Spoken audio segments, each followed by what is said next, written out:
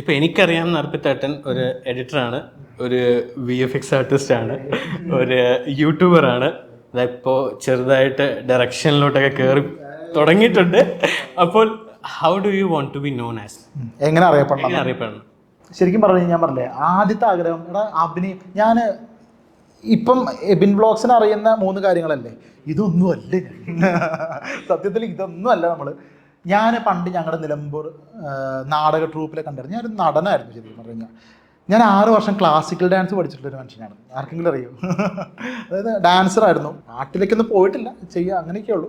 മെയിനായിട്ട് നടൻ, ഡാൻസർ, അങ്ങനത്തെ രീതിയിൽ ഞങ്ങളുടെ നാട്ടിൽ ട്രൂപ്പുകളിൽ ഡാൻസ് കളിക്കുകയും നാടകം ചെയ്യും. നിലമ്പൂർ കലാക്ഷേത്രം എന്ന് പറഞ്ഞൊരു ട്രൂപ്പൊക്കെ ഇപ്പോഴും ഉണ്ട്. ആ ട്രൂപ്പൊക്കെ അതിലൊക്കെ കുഞ്ഞു വേഷങ്ങളൊക്കെ ചെയ്ത് അങ്ങനെ ഒരുപാട് നാടകങ്ങൾ ഞങ്ങൾ കുറച്ച് സ്റ്റേജ് കയറിയിട്ടുണ്ട്.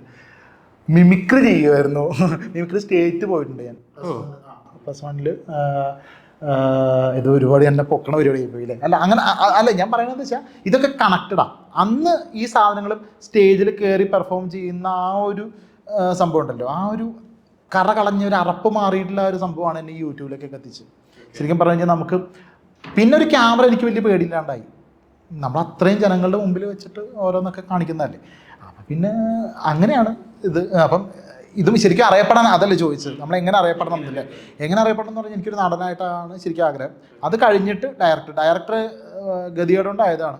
ഞാൻ അഭിനയിക്കണമെങ്കിൽ എന്നെ വെച്ചൊരു ഒരുത്തന്നെ സിനിമ പിടിക്കാനൊന്നും പോകില്ല, അല്ലെങ്കിൽ ഷോർട്ട് ഫിലിം പോലും പിടിക്കാൻ പോകില്ല. അപ്പോൾ എന്നെ വെച്ച് ഞാൻ തന്നെ ചെയ്യാൻ വേണ്ടിയിട്ട് ഞാൻ തുടങ്ങിയ പരിപാടിയാണ്. അപ്പോൾ അങ്ങനെ എന്തെങ്കിലും ഒരു കലാകാരനായിട്ട് അറിയപ്പെടാൻ ഇഷ്ടമാണ്.